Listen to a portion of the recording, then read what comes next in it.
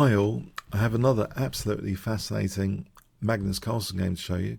This is in the Gashimov Memorial, round 8. So Sergei Karjakin was playing white against Magnus Carlsen. E4, Magnus plays the Sicilian defense. Knight f3, knight c6. We go into the Sicilian Sveshnikov variation. So knight f6 encourages knight c3, and now black plays e5. This is one of my favourite openings. When I was much younger, I used to love this opening. I had printouts all over my walls on this opening. I just thought it sounded really cool, Sveshnikov. Anyway, so here, knight d5. This isn't historically the main move. The main move historically is bishop g5, and there's a huge junction point here. Either knight d5 or bishop takes f6. So, for example, white's getting a small edge here, but black has the bishop pair here and that g-file. I've had a lot of fun myself in these positions with this variation. Knight d5, not going for the double pawns, is also kind of annoying for black. Sometimes white reroutes the knight into e3 later with c3 and plays things like a4. So a different plan there. But this is now in vogue because of the World Chess Championship, knight d5. So those games against Caruana. Knight takes d5, e takes, knight e7, c4. And this sets a trap, a well-known trap, that queen a4 is actually a very big threat in this position. Black cannot afford, for example, g6 because queen a4 is too quick here for black to handle. If bishop d7, there's knight takes d6, checkmate. So black has to be very careful the way this kingside is organised in light of queen a4. The knight gets out of the way, protecting d6 here with the bishop, so that there's more options now. On queen a4, there's bishop d7 is now possible without dropping d6. On queen d7, by the way, then the pin can be exploited, knight c7 check, and then taking here and winning the rook. So bishop d7, queen b4 hitting d6. Bishop f5, the queen goes back. Bishop d7 again, as though Magnus doesn't really mind a draw here, but white varies now with h4. So it's interesting, h4, to try and maybe sometimes kick the knight.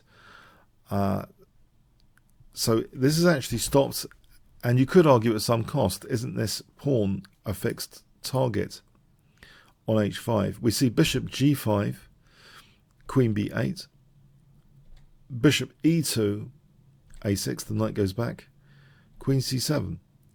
g3, this does weaken these light squares.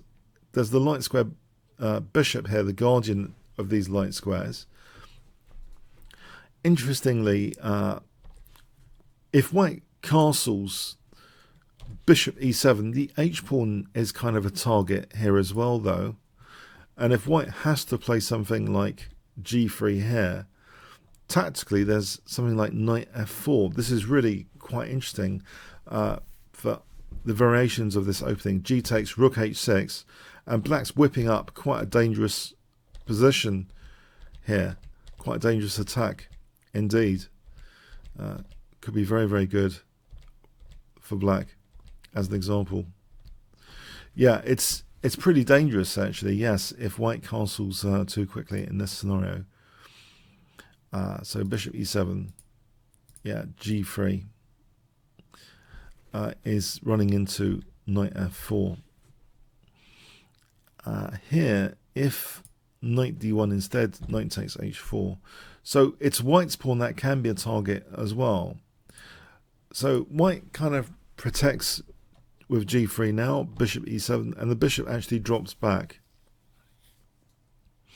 Taking on e7 here, knight takes, rook c1. This position should be about even. There are some interesting, there's an interesting tactical idea while the rooks are not connected here. Knight takes d5, exploiting the pin's knight, and it should be about even, that position. So anyway, in the game, bishop e3, e4. this kind of prepares potentially a pawn sack to get the knight into the centre. And you can also see that the light squares in general over here, as well as d3, they're all pretty interesting to this knight, actually. White castles. Knight a4 immediately you might think is interesting to consider with that b6. Black, if black ignores it, white might actually be okay. This is a plausible continuation to play knight a4 to try and at least poke into the dark squares of black. Sometimes, as a general rule of thumb, if you feel you're weak on a certain colour, maybe you could have opportunities on the other colour. It's logical here with the bishop on that diagonal. So anyway, white just castled, and Magnus just castled, offering the h5 pawn, and it's actually taken here. And some people have been saying as though Magnus has been influenced by Alphazero, or maybe the Leela project. We've seen hundreds of examples recently of Leela favouring control versus material. The notion of materialism is also, to me, a form of occupation. When you win material, you're also occupying with the extra material. So this pawn sacrifice is really, it is pretty deep. There are two things going for it in this position. As I say, the light squares are all pretty weak here. This knight bouncing to e5, if black could then exchange off the light square bishops, this could be really dangerous for things like queen c8 going into h3 later after the bishops come off. Also, a knight on d3 is like the famous octopus knight, one of my favourite Kasparov games, where Kasparov got this central knight and it kind of dislocated Karpov's position. So anyway, there are some light square consequences to be aware of in taking this pawn. This notion of materialism versus controlling the position is really interesting to consider. Perhaps with our previous generations of engines, maybe we have been a bit too interested in materialism. And you could say it's a kind of new hypermodern era, because the hypermoderns were more concerned with controlling the centre, for example, rather than occupying it literally. So this form of materialism, does it actually lose white a lot of control? An alternative here, well, actually, okay, so bishop takes h5. If rook fd1, just leaving the pawn, knight e5, bishop d4, trying to fight on the dark squares, which seems a logical thing to do if you're weak on the light squares. Say black did get this form pawn here, it might actually be okay. This position, at least white's got the e file and a certain amount of control in this position. It's not too dangerous, it seems. So that's another way of playing it. So bishop takes h5, accepting this challenge. What is the dynamic compensation? Knight e5. So it looks as though c4 is immediately a concern for white, and the bishop drops back. If rook fd1, knight d3 is actually, it is a very nice central knight, and c4 can be hit here. And this kind of position looks as though it should be about equal. Yeah, no one's really doing that well here. There's some casualties on both sides. So, okay, bishop e2. We have queen d7. So the queen is aligning itself to the light square issues that potentially exist in the position. Queen a4, offering an exchange of queens. The queen drops back, still aligning to white's light squares. And bishop g4, there's no point. Yeah, the queen's come off. Knight takes e4. That's big advantage for white. The queens have got to stay on. Queen c8. e4 is weak here as well. And it's actually targeted with this move c5, unveiling. It seems in some sense logical to take out a centre pawn for a kind of more flank pawn. In principle, that seems, if you said it abstractly, it seems like a reasonable thing to do. It does increase the scope of the bishop a bit, this pawn exchange, this virtual pawn exchange, though. And also it gives black a pawn majority on the queen side, a 3-2 pawn majority, gives white a potential, centre pawn, but is that strong or is it weak?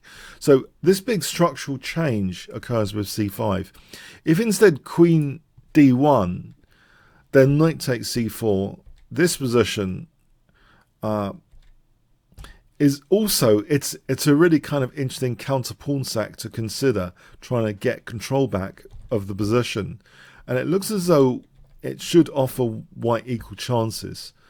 So yeah, queen d1 is an interesting counter pawn sack indeed. So c5 though, okay, so let's see what happens. D takes, knight takes e4.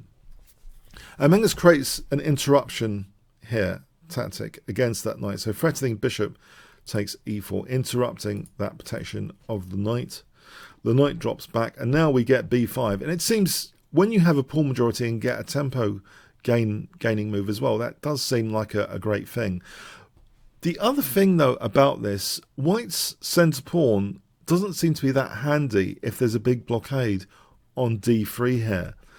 But even before that happens, there's now b4, which is reminiscent of this famous Karpov-Kasparov game now, where Karpov had stumbling knights against a central knight.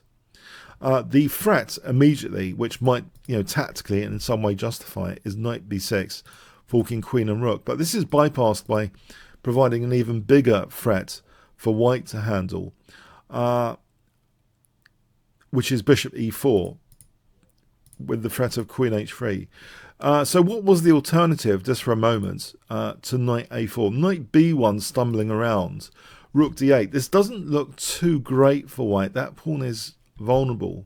For example, this position, with the knight going into d3, it seems as though there's no big issue for black, and black's getting that nice centre pawn. So that's just horrible, it seems, for white. So black's getting a big advantage there. So knight a4, stumbling knight. This doesn't bode very well. Bishop e4, especially after bishop e4 now, threatening queen h3. So here, queen d4 was played. On knight b6, just to put that on the board, queen h3. And here, this is just crushing. Knight g4, threatening, checkmate. It will be absolutely crushing. And let's put a checkmate on the board as an example. Okay, but were there any options here after bishop e4, if we're going to be forensic about this game? Okay, so knight b6, clearly it wasn't played. Queen d4 was played. There's an interesting move to consider, which is f3, trying to create some tactical liabilities for black. But queen h3 here, just ignoring that. And this position, e3 is loose. Yeah, that's crushing, absolutely crushing. That's actually unplayable here. So I'm thinking of that slightly later, actually. So queen d4 is a sensible move, considering the options. Queen f5. It's here now, pardon me, that f3 is interesting to consider. f4 was played, but we have this kind of alignment rook and queen. f3 is really quite interesting, and maybe a missed opportunity for white to try and complicate things. So the self-pin in general is a liability you don't really want. Let's imagine bishop takes f3 for a moment. This position, it's kind of tricky tactically. And after queen f4, this might actually be roughly even chances. Perhaps this was the way that white should have played, and the knight might bounce back in the game with a vengeance, hitting c4 later. This possibly was a very important move to consider. On knight takes f3, then bishop takes d6. Here, queen takes c4, bishop b6 here, d7. It looks as though actually it's complicated. This is a complicated scenario, but black might have a small edge here. But at least, white is in the game here with some interesting possibilities. Okay, so this move that was played f4 is very committal. These pawns on the dark squares, the corresponding light squares, are vulnerable, and in fact the threat to the knight is totally ignored with queen g6, just threatening queen takes g3. So bishop f2, just to put that on the board, f takes, there's queen takes g3 is checkmate. So bishop f2 defending g3.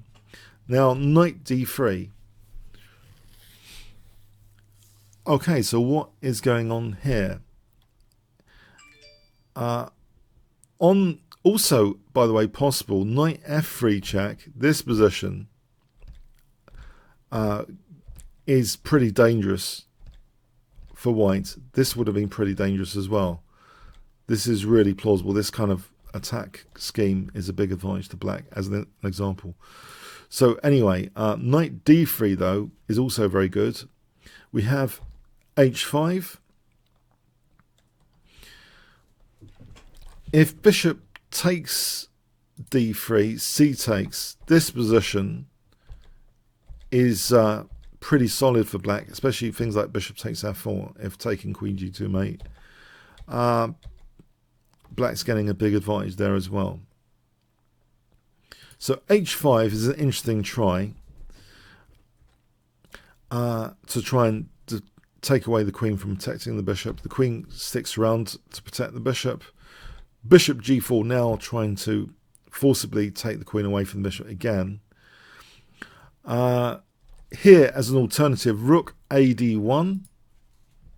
This position is very nice for black. And on 33, king h2. This position is also very nice for black. You can see this pinned bishop in this variation is pretty nasty. Black's getting a big advantage there. So there's not too much for white to consider here. So yeah, bishop g4, a sharp move. Queen takes g4, queen takes e4. So black strategically has met as the dream outcome of taking off the light square bishops with these latent light square weaknesses. The bishop moves out of the attack, and there's things like knight takes f4 with that pinned g3 pawn now on the cards. So what does white want to do? White unpins g3 with queen g2. So terrible is absolutely terrible is queen takes c4, knight takes f4, where the queen's also a liability to knight h3 check, just picking up the queen. So for example, king h2, that just gets mated. Or rook ac1. There's actually rook ac8 here, because the queen's also protecting c8. So this position is diabolical with knight e2 check, winning the rook on c1. Bishop e3 at move 36 there. Queen takes, queen g2. So yeah, there's not too many good moves. Queen g2 seems sensible in the circumstance. But here after rook ae8, it is kind of reminiscent of Kasparov's paralysis game against Annotated Karpov. This domination of the e-file with the kind of octopus knight hitting in all directions.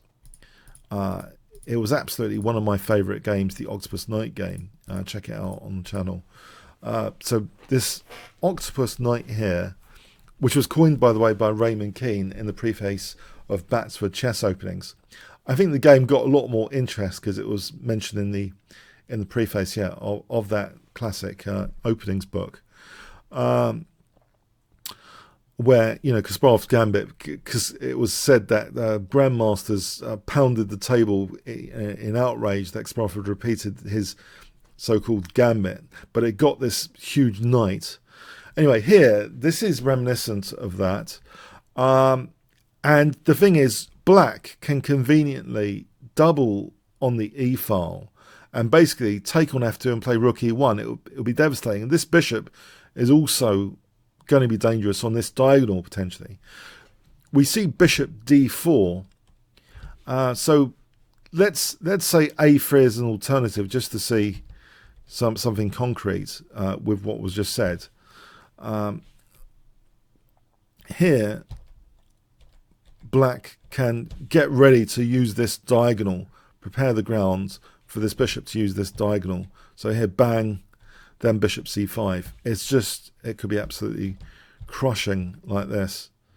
And even an attraction tactic there to win the queen and then mating.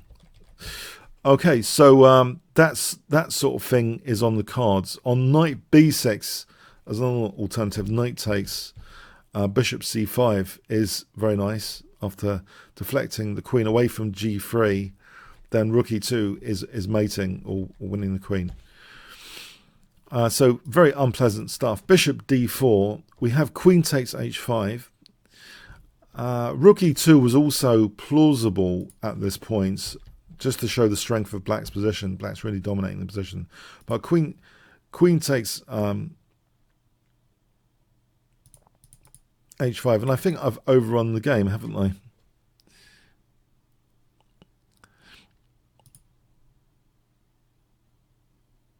When did the game? No, I haven't overrun the game. But be cautious about overrunning the game. Bishop d4, queen takes h5, queen f3. On queen h2, queen g6, and then here rook e4. This build-up is possible, and then getting that nasty pin again. Black's getting a huge advantage there. So queen f3, queen g6, king h1.